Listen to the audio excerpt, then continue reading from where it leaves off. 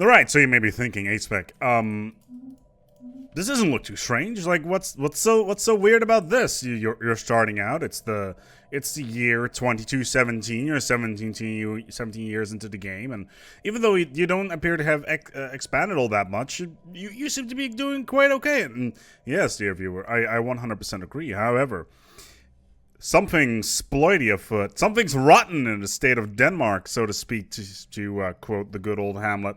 Let's open the ledger up for a second, shall we? Oh my. It appears that I have a habitat. Let's go take a look, shall we? Oh no. It would appear that even though I'm on a planet, I've also have the following. That's right. I have managed to get into a game and basically give myself a ring world right off the bat. But you're saying by yourself, but ASpec, come on. You can do this with mods. I say yes, dear viewer. You can do that with mods quite easily. However, if you do this... Oh no, console is not available in multiplayer or Ironman mode. That's right. I've managed to get myself a ring world, a Fallen Empire ring world, with all the bells and whistles in Ironman mode. How do I do this? Well, first of all, a quick disclaimer before we go in. I'm pretty sure that Wiz is watching this because I've been sitting on this exploit for quite some time, and I've been doing some extensive testing with it. However, I have mentioned this to the devs that this exists at Gamescom, and I expect a patch or a hotfix to come out somewhere within the next 48 hours, or maybe even when Chopek comes out. Who knows? I highly recommend that you decide to use this little shingabadig in order to get all of your Ironmans in. In addition, this works in multiplayer. That's right. This works in multiplayer. So how do you do this? Allow me to illustrate. Welcome to my documents folder, or at least the documents folder that is on my computer. In here, there is a subfolder called a Paradox Interactive, in which you will find the Stellaris folder.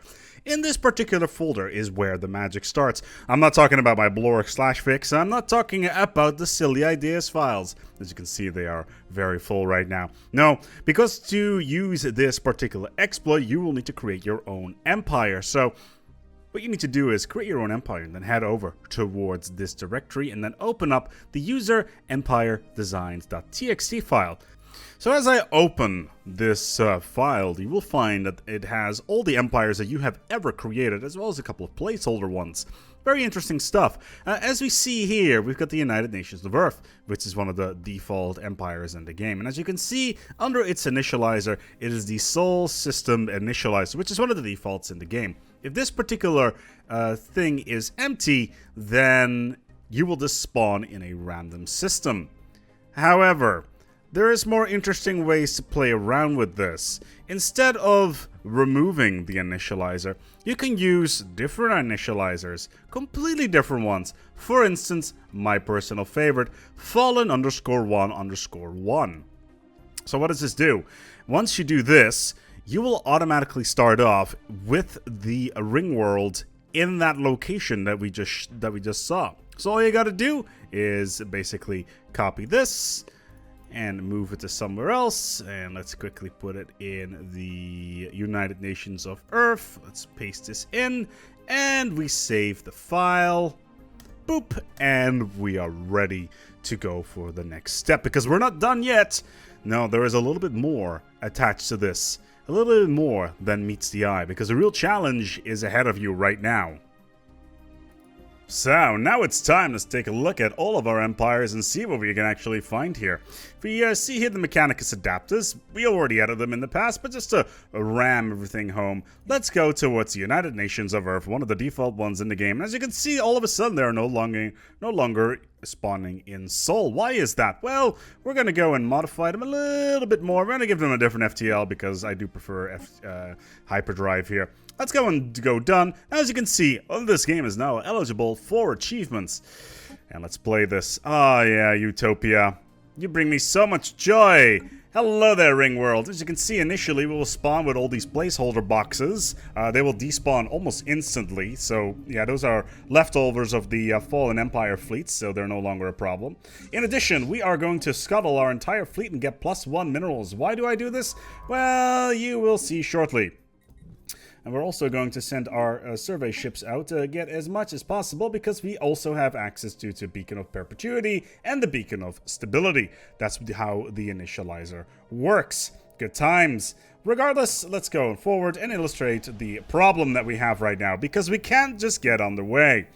As you can see, we have 10 tiles on our planets, we have no development, so we need to put down a reassembled ship shelter as soon as humanly possible and get our economy underway and stabilize it, because we're going to need energy and minerals as well as food in order to get this party rolling. We're also going to need solar panel networks for our single station. A +3 mineral for, I think, 90 minerals. +3 energy for about 90 minerals is a really good deal, so we're going to go for that. All the other stuff doesn't really matter, we just want those solar panels. Alright, we got some social science out of this. It's not the greatest thing in the world. We're trying to get energy and minerals. Oh, hello. What's this? Some space amoeba. However, once we go towards these stations, we notice that every single Fallen Empire building is available to us. Our initial goal will be Palatial District because it has the highest density of energy and minerals available, and we will be able to balance out our food economy on Earth anyway by then. And as soon as we have this, it's time to spread out and be the most overpowered empire in the galaxy. And it looks like we got really lucky with Industrial District. 3 minerals is all we need. I'm going to put a fast forward on towards this video, and then we can see how crazy this stuff gets.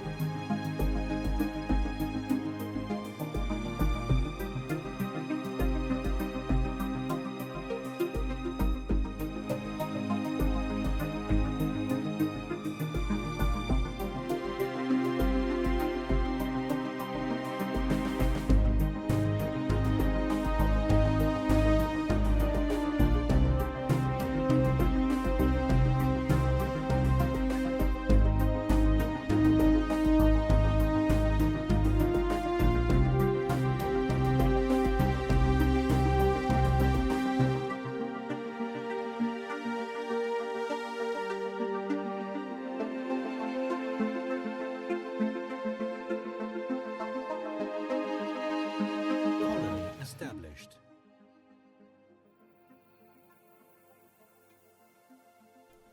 And there we go. After 16 years, 8 months, and 9 days of toiling, we have managed to get ourselves a ring world with a single pop ready to rock, and all the other pops on Earth are just like, you heard of that new ring world over there? I hear it's pretty swanky. No straight it is. So let's quickly change our policies to resettlements to allowed. Pop over towards Earth, resettle some pops, because during this time we've got a gargantuan amount of influence. And get all these boys and girls ready to rock and roll. And where they need to be. We keep all the food guys over here because we do still need those. We can't get those out yet until we get Agricultural District, but with this new amount of energy and minerals that we're going to get per month, as well as the continuous growth among our population, we're going to get a astoundingly large empire very fast. And like I said before, this is all in Ironman mode, and it works in multiplayer. 5 planets right at the start, plus an additional ring world segment over here, and a broken ring world here as well, which you can all rebuild once you have mega engineering. Sploity, yes, gonna be fixed, most likely very quickly. But yeah, there you go. There's the exploit of the month. Feel free to employ it as soon as you can, because I doubt it's gonna last much longer. Wiz, I know you're watching, brother. See you next time until the next exploit. Thank you so much for watching, and until next time, take good care of yourselves. And as always, LOL, Sploity Games.